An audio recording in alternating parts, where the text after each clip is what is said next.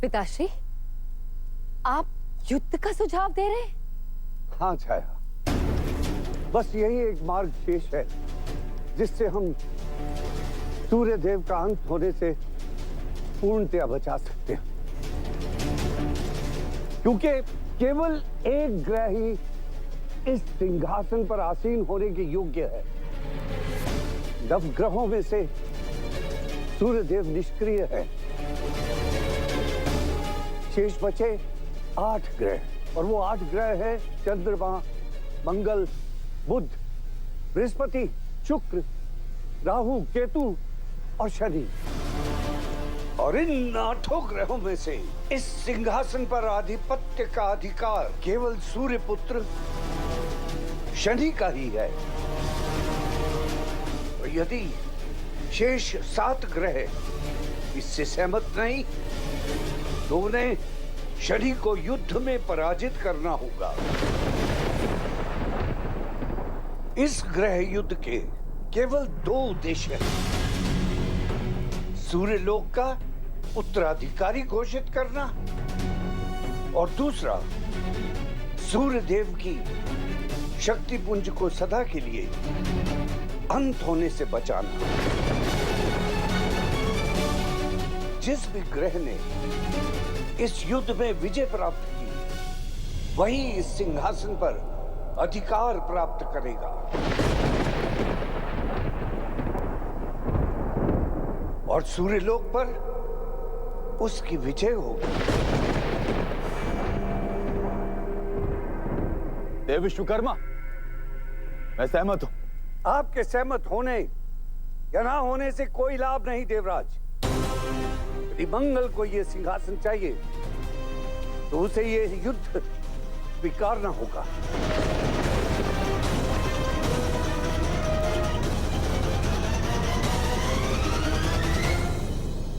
मुझे स्वीकार। उत्तम। तुम्हारा क्या मत है शनि? मैं भी सच हूं नानाश्री।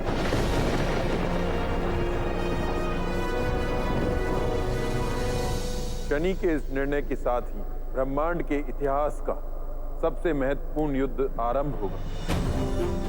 ऐसा युद्ध जिसमें शनि के साथ साथ अन्य ग्रहों का भी शक्ति परीक्षण होगा। इस युद्ध में सब कुछ दांव पर होगा। धर्म, न्याय, कर्तव्य और संबंध, सब कुछ। शनि अपना पहला पग बढ़ा चुका है। कहिए, युद्ध कब और कहां प्रारंभ होना है?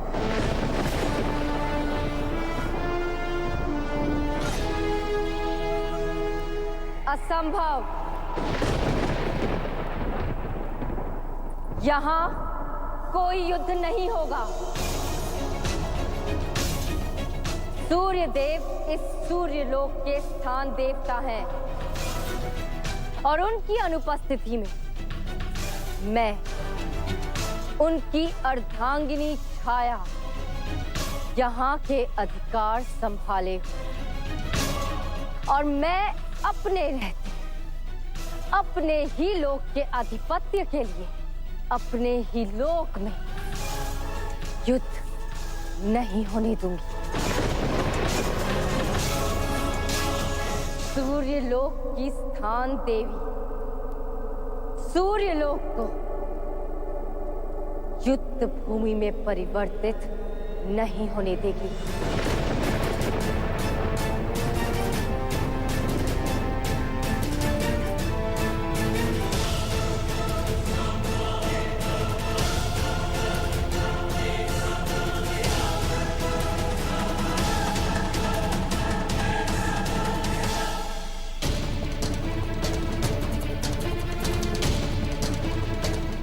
कब तक मौन रहेंगे? कब तक ये विध्वंस देखते रहेंगे? शनि ने आपके घर को भस्म कर दिया, आप तब भी चुप रहे और आज इतने वर्षों के पश्चात एक बार फिर वो मेरे घर को मेरे स्वामी के स्थान को भस्म करने चला आया है। आप अब भी चुप रहेंगे? आपकी उपस्थिति में यह अनर्थ कैसे हो सकता है महादेव? एक समय था जब सूर्यदेव शनि को अपना पुत्र स्वीकार कर ले, इसके लिए मैंने उनसे कितने निवेदन किए, कितनी पीड़ा हुई थी मुझे। तब शनि के पास सब कुछ था, किंतु उसे किसी भी वस्तु की कोई लालसा नहीं थी। मुझे सिंहासन, स्वर्ण और रत्न जड़ित आभूषण नहीं चाहिए। मैं अपने 12वीं वर्षगांठ पर 12 वृक्षों के बीज बोना चाहूंगा और उस वृक्ष पर जीवन रूपी धागे से गांठ लगाना चाहूंगा। और आज विरक्त होकर भी उसे सब कुछ चाहिए, चाहे उसके लिए सूर्यलोक में युद्ध के शंखनाद हो जाए। गृह युद्ध अवश्य होगा। किंतु क्यों शनि? क्यों? मैं जानती हूँ तुम्हारी इस सिंहासन में कोई रुचि नहीं है, ना तुम सूर्यलोक में शासन करना चाहते हो। फिर क्यों इस युद्ध का हट कर रहे हो शनि? यदि शनि युद्ध के लिए आतुर है तो होने दो, किंतु मैं तुम्हें आश्वस्त करता हूं कि मैं ये युद्ध कदापि नहीं होने दूंगा। नहीं हम, ये युद्ध आवश्यक है। क्या तुम सच में ये युद्ध चाहते हो? ठीक है, जितना मैं तुम्हें जानती हूँ इसके पीछे कोई उचित कारण अवश्य हो। परिणाम जो भी, इस युद्ध में मैं तुम्हारा समर्थन करूंगी। किंतु मैं इस युद्ध का समर्थन नहीं करता। समझने का प्रयास करो धर्मराज। इसीलिए तो मंगल को सूर्यलोक में लाए थे हम, कि शनि का अंत हो। और इस गृह युद्ध की घोषणा करके शनि ने स्वयं हमें अवसर दिया है। अब किसी भी प्रकार मंगल शनि को इस गृह युद्ध में पराजित कर दे तो शनि का अंत निश्चित है यम। ये समय भावुक होने का नहीं है यम। जो हो रहा है उचित है। उचित और अनुचित तो व्यक्ति के दृष्टिकोण पर निर्भर करता है। रही बात मेरी, तो मैं सूर्यलोक छोड़कर तब तक नहीं जाऊंगा जब तक मैं वो ना पालूं जो। माता, मैं यदि शनि के पक्ष में समझाने आई हो तो मौन रहना यमी।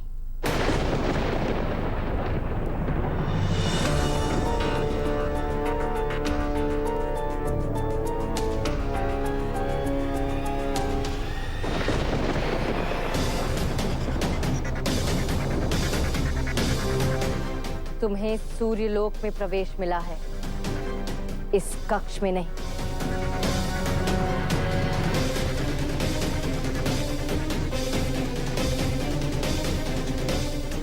मेरे रहते ना तुम्हारी इच्छा पूर्ण होगी,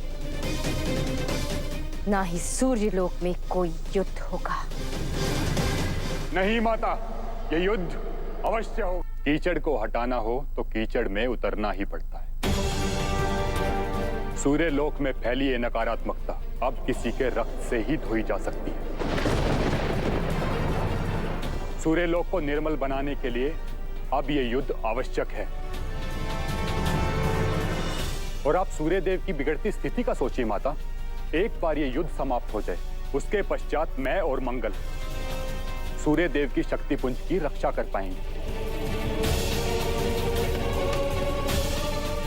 और हम मिलकर सूर्यलोक में सब कुशल कर देंगे। और फिर उसके पश्चात सूर्यलोक पर कभी किसी की बुरी दृष्टि नहीं पड़ेगी।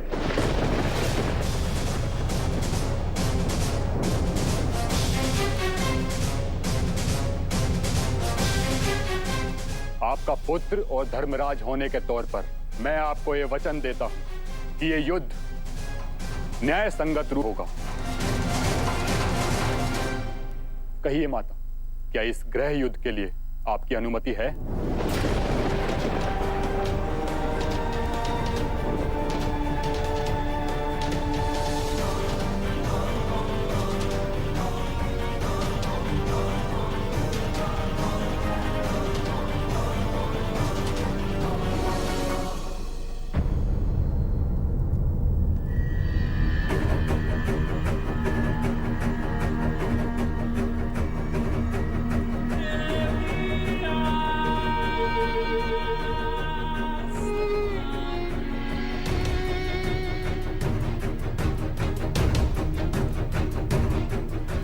विश्वास कीजिए माता, मैं रक्षा करूंगा।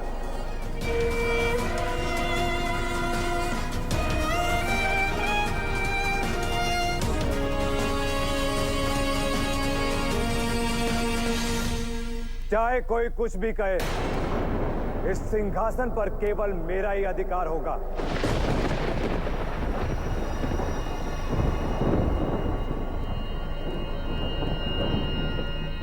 व्यथित मत होइए माता, आपका एक पुत्र आज भी सत्य के मार्ग पर है। आप बस इस गृह युद्ध की अनुमति दीजिए। जो मार्ग से भटका है, या तो वो मार्ग पर आ जाएगा,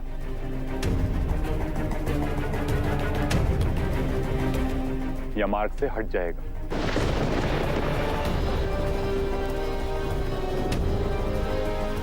विश्वास रखिए माता, मंगल और मैं मिलकर पिताश्री का पुनरुद्भवन अवश्य करेगा।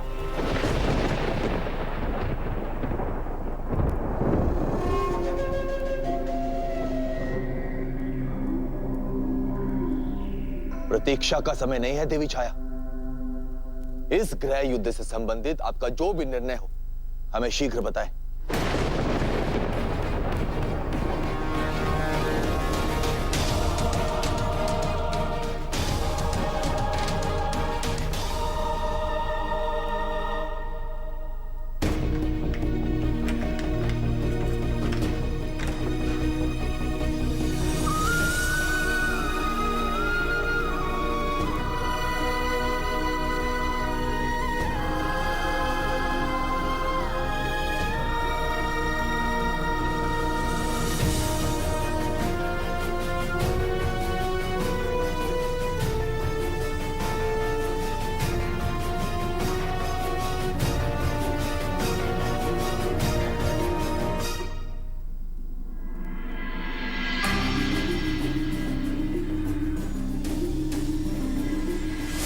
यदि सूर्यदेव इसी गति से खंडित होते रहे, तो हमें इस संसार को अंधकार में डूबने से बचाना असंभव हो जाएगा। ये नील आभा जो सूर्यदेव के तेज पर लगातार बढ़ रही है, ये उनके अंत का संकेत है। यदि 3 दिवस के अंदर सूर्यदेव लौटकर अपने देह रूप में नहीं आ पाए ना,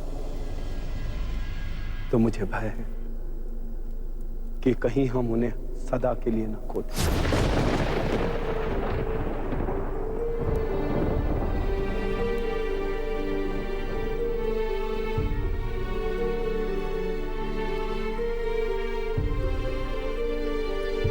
स्थिति विकट है यम। ना हमारे समक्ष शनि को सिंहासन से हटाने का कोई विकल्प है, और ना ही इतना समय कि हम कोई और मार्ग सोच सके, क्योंकि देवी छाया के व्यवहार से यही प्रतीत होता है कि वो इस गृह युद्ध की सहमति कदापि नहीं देगी।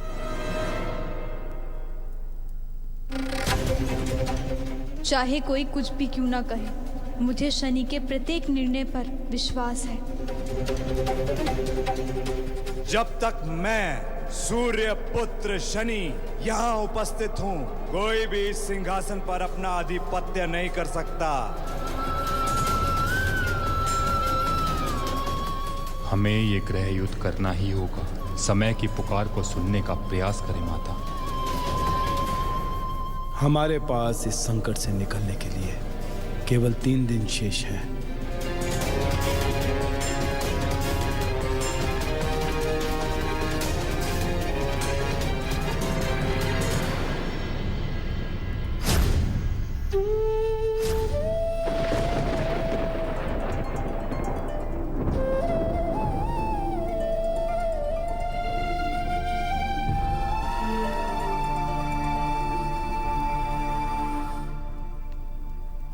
कहाँ जा रहे हो शनि?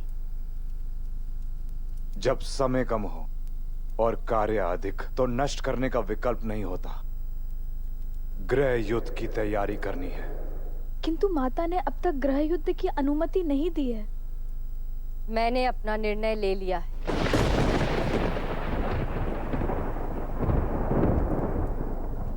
सूर्यलोक की स्थान देवी और सूर्य देव की अर्धांगिनी होने के नाते उनकी अनुपस्थिति में मैं सूर्यलोक में गृह युद्ध की अनुमति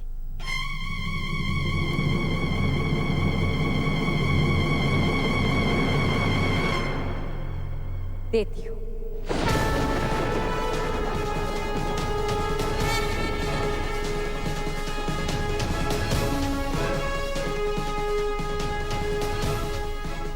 गृह युद्ध कल प्रातः आरंभ होगा।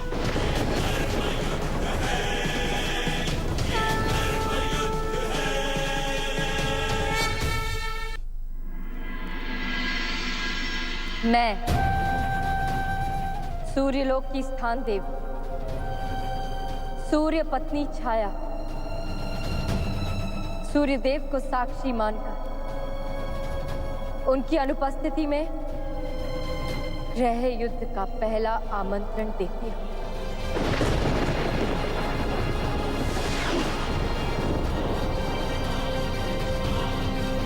सृष्टि का यही तो नियम, सृजन से पूर्व विध्वंस, तभी तो सृजन की महत्ता होगी। उसी प्रकार सूर्यलोक में भी गृह युद्ध के द्वारा इस विश्व को निकालना आवश्यक है और इस प्रभात के साथ सूर्यलोक में भी एक नवीन सूर्योदय का आगमन होगा।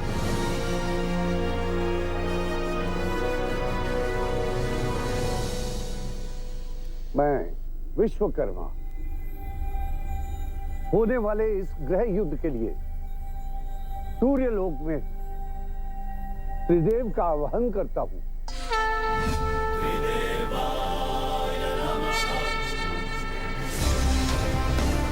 प्रणिपात। देवी छाया की अनुमति के पश्चात इस युद्ध के विषय में सूचित कर दिया गया है। आपके अगले निर्देश की प्रतीक्षा है प्रभु।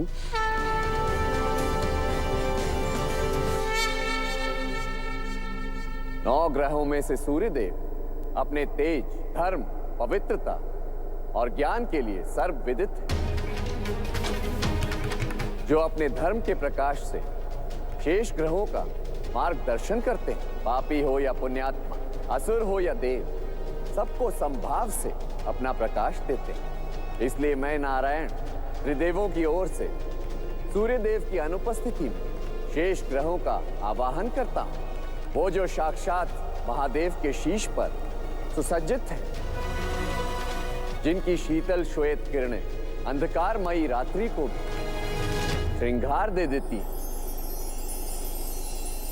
जो अंधकार में सूर्य है, मैं उन चंद्रदेव का आवाहन करता के स्वामी, जिसकी उपस्थिति से मनुष्य सद्गुणों का धनी होता है। व्यापार के स्वामी चंद्रपुत्र बुद्ध देव का मैं आवाहन करता हूं।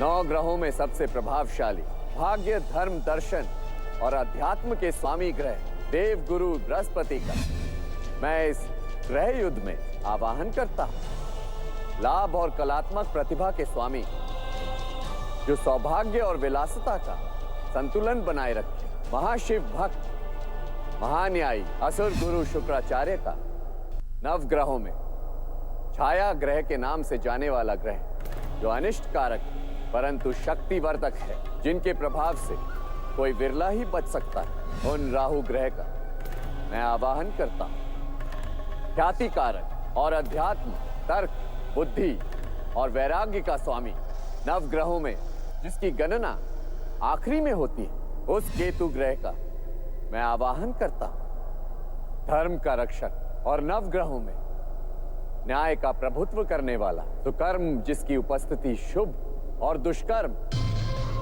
अशुभ सिद्ध करते हो, जिसे ना संबंधों से आसक्ति है, ना फल का भय ऐसे सूर्य पुत्र शनि का मैं आवाहन करता हूं।